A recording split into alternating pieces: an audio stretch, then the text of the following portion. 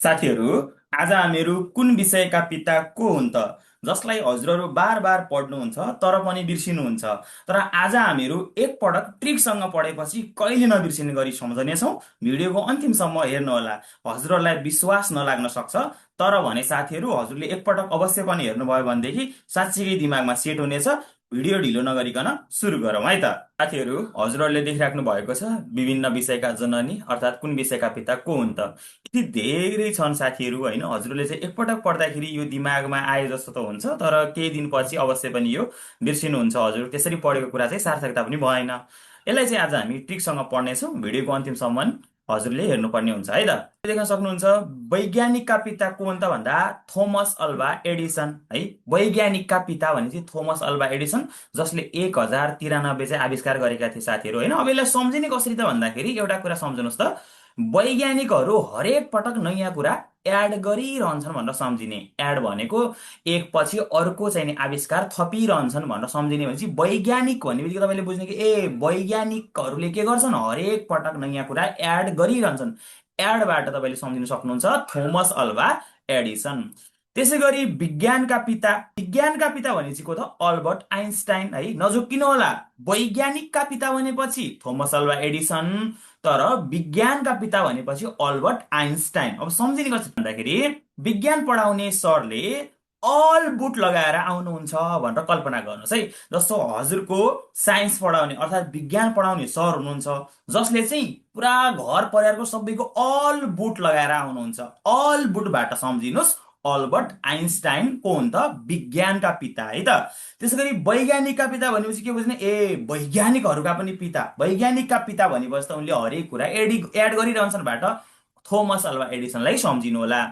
त्यसै गरी इतिहासका पिता को हुन् त, हेरोडटस हुन्। सम्झिने कसरी, सिम्पल छ साथीहरू। इतिहास हिरोदोसले सुनाउँछ भनेर सम्झिनुहोस्। हजुरको साथीहरू हुन सक्छन्, होइन? साथी हुन सक्छ हो। हजुरलाई इतिहासको बारेमा कसले सुनायो त, हिरोदोसले सुनाउँछ बाट इतिहासका पिता को हुन् त, हेरोडट्स हुन् भनेर सम्झिने। अर्थात् इतिहास कसको लेखिन्छ, इतिहास त हिरोहरूको लेखिन्छ भनेदेखि इतिहासका पिता हेरोडट्स। त्यसै गरी हजुरको अर्थशास्त्रका पिता को हुन् भनेपछि एडम स्मिथ हुन्। अब सम्झिने कसरी, सिम्पल छ है। आर्थिक, अब अर्थ भन्ने बित्तिकै के हो, अर्थतन्त्र भनेर हजुरले बुझ्नुहुन्छ, होइन? आर्थिक भनेको रुपियाँ पैसा। साथीहरू, रुपियाँ पैसा भयो भने नि हाम्रो सबैको जीवन एकदम स्मुथ चल्छ भनेर सम्झिनुहोस्। के अरे आर्थिक भनेपछि अर्थशास्त्र भनेको आर्थिक पक्ष, आर्थिक भनेको रुपियाँ पैसा। अर्थात् आर्थिक पक्ष हाम्रो राम्रो भयो भने हाम्रो जीवन एकदम स्मुथ चल्छ बाट एडम स्मिथ को हुन् त अर्थशास्त्रका पिता हुन् भनेर सम्झिने। त्यसै गरिरहेको छ साथीहरू, पाठ्य पुस्तकका पिता को हुन् त, कमोनियस हुन्। अब सम्झिने कसरी भन्दाखेरि सिम्पल छ है त। पाठ्य पुस्तक भनेको अब किताबहरू बुझ्नुहोस् हजुरहरूले है। पाठ्य पुस्तक बोकेर स्कुल जाने कुरा एकदम कमन हो भनेर सम्झिनुहोस्। के अरे अब पाठ्य पुस्तक लिएर हामी स्कुलमा जाने कुरा एकदमै भयङ्कर, एकदमै खतरनाक कुरो त होइन नि त साथीहरू, एकदमै कमन कुरा हो। कमनबाट पाठ्य पुस्तकका पिता को रहेछन्, कमोनियस रहेछन् भनेर सम्झिने। एकचोटि फेरि सुन्नुहोस् है। पाठ्य पुस्तक भनेपछि किताब सम्झिने, त्यो किताब लगेर मान्छेको स्कुल गइरहेको छ, त्यो भनेको एकदमै के हो, कमन कुरा। कमनबाट कमोनियस पाठ्य पुस्तकका पिता हुन् भनेर सम्झिने। त्यसै गरी यन्त्र युगका पिता को हुन् त, लियोनार्दो भिन्ची हुन्। अब यसलाई सम्झिने कसरी, सिम्पल छ साथीहरू। यन्त्र बनाउन लाइन जस्तो मुटु चाहिन्छ भनेर सम्झिने। हामीले यन्त्र युगका पिता भनेको के सम्झ्यौँ, यन्त्र यन्त्र भनेको मेसिन, औजार, ठुल्ठुला मेसिनहरू कल्पना गर्नुहोस् है। हो, त्यो यन्त्र बनाउने हो भने एकदमै झिङा जस्तो मुटु भएको मान्छेले त बनाउन सक्दैन साथीहरू, होइन? त्यसको लागि एकदमै दरिलो अर्थात् कस्तो लाइन जस्तो सिएर, होइन त, सिंह भनेदेखि लाइन जस्तो मुटु चाहिन्छ बाट लाइनबाट लियोनार्दा भिन्ची के हुन् त, यन्त्र युगका पिता। यन्त्र बनाउनका लागि के चाहिन्छ, लाइन जस्तो मुटु चाहिन्छ बाट लियोनार्दा भिन्ची यन्त्र युगका पिता भनेर सम्झिने। त्यसै गरी समाजशास्त्रका पिता को हुन् त, अगस्ट काम्टे। हेर्नुहोस् त, अब यो अगस्ट भनेको हाम्रो चाहिँ जो अङ्ग्रेजी महिनाहरू, होइन? जनवरी, फेब्रुअरी, मार्च, अप्रिल, मे भने जस्तो अगस्ट आउँछ। अब भनेदेखि समाजशास्त्रलाई भन्ने समाज सेवा, समाज सेवा गर्ने मान्छेले कहिले गर्दा रहेछन्, अगस्त महिनामा भने काम धेरै गर्नुपर्छ भनेर सम्झिने है। कुरो बुझ्नु भयो? अगस्त महिनामा कामबाट अगस्ट काम्टे भनेर सम्झिने। समाजशास्त्र भनेपछि के बुझ्यौँ, समाजशास्त्र भनेपछि समाज सेवा गर्ने हो। समाज सेवा गर्नेहरूले चाहिँ अङ्ग्रेजी महिनाको कुन महिना भनेदेखि अगस्त महिनामा काम धेरै गर्छन् भनेर सम्झिने। अगस्ट कामबाट अगस्ट काम्टे समाजशास्त्रका पिता हुन्। त्यसै गरी विद्युतका पिता को हुन् त? Michael Faraday. सम्झिने कसरी साथीहरू भन्दा विद्युतको करेन्ट लाग्दा मान्छे फनफनी घुमेर भागेको कल्पना गर्नुहोस् है। विद्युतले के लाग्यो साथीहरू? करेन्ट लाग्यो। करेन्ट लागेपछि ऊ चाहिँ फनफनी घुमेर पुरा फरार भएको भागेको कुरा सम्झिनुहोस् है। फनफनी घुमेर फरारबाट तपाईँले सम्झिने माइकल फराडे भनेर है त। त्यसै गरी चिकित्सा शास्त्रका पिता को हुन् त? हिप्पोक्रेट्स हुन्। अब चिकित्सा भन्ने बित्तिकै चिकित्सक भनेपछि कसलाई भन्छ? डक्टरहरूलाई चिकित्सक भनिन्छ नेपालीमा होइन त। अब चिकित्सकले बिरामीको हिपमा के लाउँछ? सुई लाउँछ साथीहरू। अब हिप भनेपछि तपाईँलाई आइ नै हाल्छ, थाहा छ साथीहरू होइन? हो, चिकित्सकले बिरामीको के गर्यो? हिपमा सुई लगायो। हिपबाट चिकित्सा शास्त्रका पिता को हुन्? हिप्पोक्रेट्स हुन् भनेर सम्झिने हो। चिकित्सा भन्ने बित्तिकै चिकित्सक अर्थात् डक्टर चाहिँ के गर्छन्? हिपमा सुई लाउँछन् बाट हिप्पोक्रेट्स भनेर चिकित्सा शास्त्रका पिता सम्झिने। त्यससँगै रहेको छ साथीहरू हजुरको प्रयोगका पिता है। अब प्रयोगका पिता को हुन् त भन्दाखेरि आर्किमिडिज हुन् है। अब यसलाई सम्झिने एकदम सजिलो छ हेर्नुहोस् है। अब यो प्रयोग भनेपछि हामीले प्रयोग गर्नु, जस्तो तिमीले त मलाई प्रयोग गरेर छोड्यो भन्ने हाम्रो चाहिँ के अरे भनेको सुन्छौँ हामीले होइन, हामी पनि भन्छौँ कसैलाई। र आर्किमिडिजलाई भन्ने अर्कैलाई भनेर सम्झिने कि है, आफूलाई होइन अर्कैलाई। हेरौँ है साथीहरू, प्रयोग जहिले पनि अर्कैको म्याडमबाट आर्किमिडिज भनेर सम्झिनु भयो है। हो, प्रयोग जहिले पनि कसलाई गर्छन् मान्छेले? अर्कैको म्याडमलाई गर्छन्। अलिकति सुन्दाखेरि यो नराम्रो सुन्ने तापनि साथीहरूलाई ट्रिकको लागि सम्झिनु होला है, यसको अर्थ अनर्थ नलागोस्। मैले भन्न खोजेको प्रयोगका पिता भनेदेखि प्रयोग जहिले पनि कसलाई गर्छन् मान्छेले? अर्कैको म्याडमलाई बाट आर्किमिडिजको हुन् त प्रयोगका पिता भनेर सम्झिने। अनि प्रयोगका राजकुमार है, प्रयोगका राजकुमार भन्न खोजेको भनेर सम्झिनु होला माइकल फराडे। सम्झिने कसरी भन्दाखेरि प्रयोग गर्न नजानेर राजकुमारले रिसको जोगमा माइक फुटायो भनेर सम्झिनुहोस् है। माइकबाट अब माइकल फराडेको नाम त तपाईँको दिमागमा आइ नै हाल्छ साथीहरू। के अरे प्रयोग गर्न नजानेर के भयो अरे? राजकुमारले माइक नै फुटायो बाट प्रयोगका राजकुमार को हुन् त? Michael Faraday. त्यसै गरी वनस्पति शास्त्रका पिता को हुन् त भन्दाखेरि थियोफ्रेड्स हुन्। एकचोटि कल्पना गर्नुहोस्, वनस्पति भनेको वन जङ्गल, यसरी सम्झिनु पर्यो है।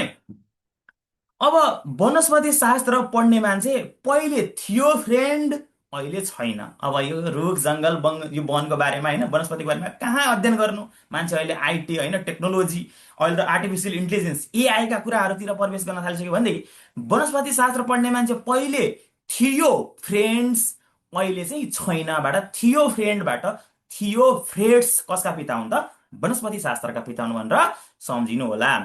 त्यसै गरी जीव विज्ञानका पिताको हुन् अरस्तु हुन्। सम्झिने कसरी त? अब जीव भनेको जीव जनावर सबैलाई थाहा छ साथीहरू होइन? हो, यो जीवहरूको विज्ञानले नै संसारमा सबैको के भएको छ? अस्तित्व जोगाएको छ भनेर सम्झिने। जस्तो हाम्रो चाहिँ इकोसिस्टम पारिस्थितिक प्रणालीमा यो जीवहरूको पनि त धेरै योगदान छ साथीहरू होइन?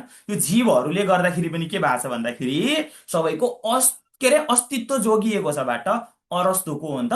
जीव विज्ञानका पिता हुन्। एकचोटि फेरि भने मैले, जीव विज्ञानका पिता को हुन्? हो, जीवले गर्दाखेरि यो विज्ञान भनेपछि यो संसारमा सबैको के भएको छ? अस्तित्व जोगिएको छ। अस्तित्वबाट अरस्तु भनेर सम्झिने गर्नु होला। त्यसपछि रहेको छ साथीहरू रसायन शास्त्रका पिता को हुन् त? रोबर्ट बोयल हुन्। अब हेर्नुहोस् है, रसायनलाई भनौँ हामी रस है त, रस भनेपछि झोलिलो कुरा सम्झिनुहोस् साथीहरू। रस रोबर्ट बोयल गरेर निकाल्यो है। तपाईँले कल्पना गर्नुहोस् त, रस निकाल्यौँ, रस केबाट निकाल्यौँ भन्दाखेरि त्यो एउटा रोबोट रहेछ हाम्रो घरमा, त्यो रोबोटलाई नै बोयल गरेर के गर्यौँ? रस निकाल्यौँ। हो, रस भनेर के सम्झिनुहोस्? रसायन शास्त्र हो। रस निकाल्नका लागि के गरेको रे?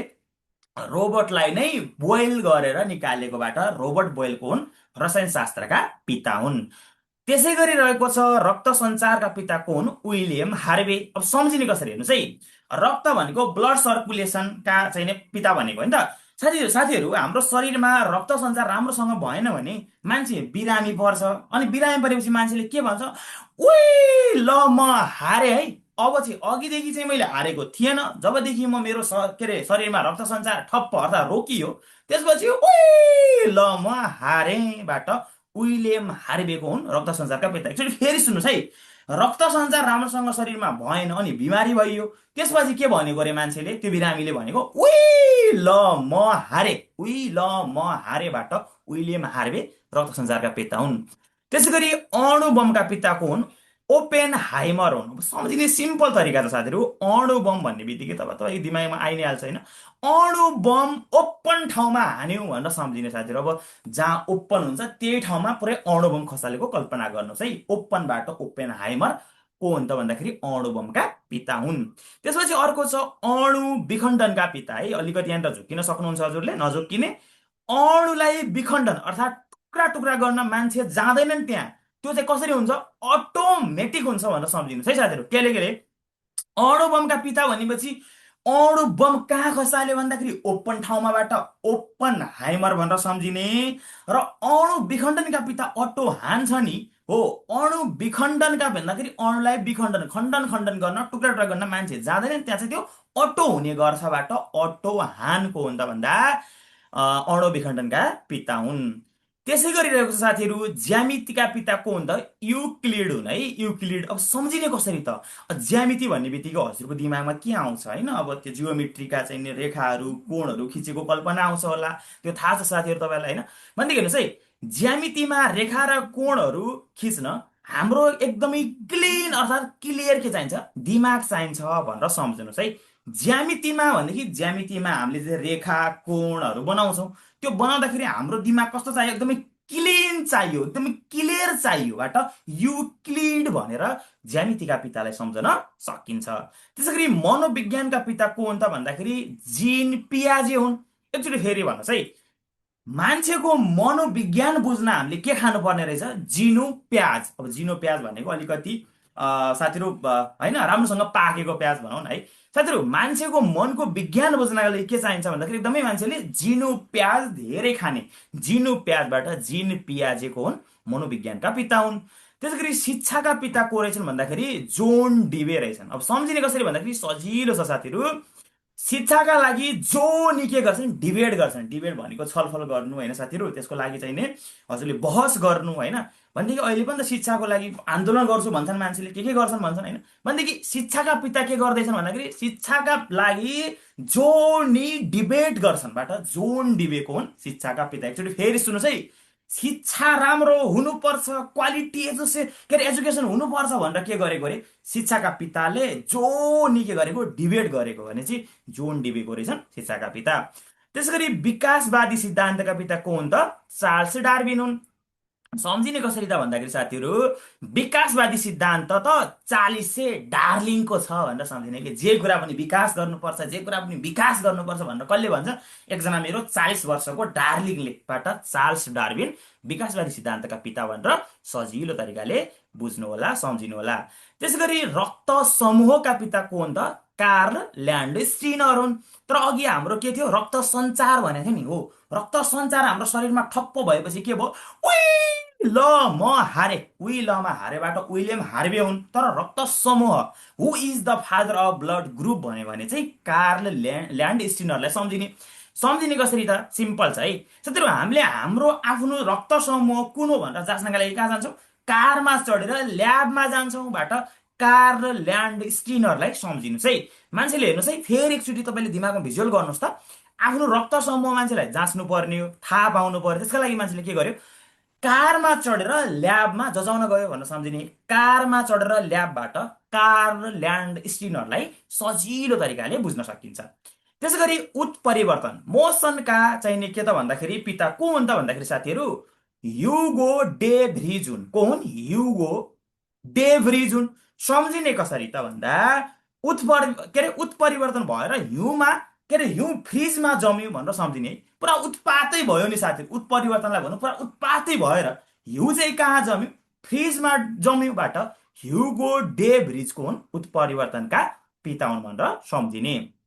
त्यसै गरी वंशाणुक्रमका पिता को हुन् त, ग्रेगर मेन्डल हुन् साथीहरू, जसले केराउका दानाबाट चाहिँ त्यो पत्ता लागेका थिए साथीहरू होइन। ल हेर्नुहोस् है, अब वंशाणुको क्रम बुझ्न केराउका दाना गन्दा गन्दा, त्यो वैज्ञानिक त के भयो साथीहरू, मेन्टल भयो भनेर सम्झिने।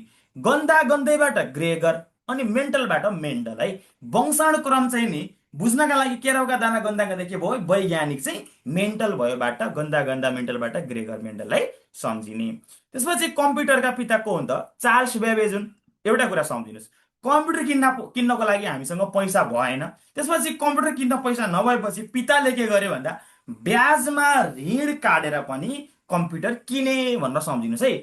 के रे कम्प्युटर किन्नका लागि पैसा नभएपछि के गर्यो अरे पिताले ब्याजमा ऋण काटेर चाहिँ नि के ल्यायो कम्प्युटर ल्यायो भनेर सम्झिने। ब्याजबाट चार्ल्स ब्याबेज भनेर हजुरले सम्झिन सक्नुहुन्छ।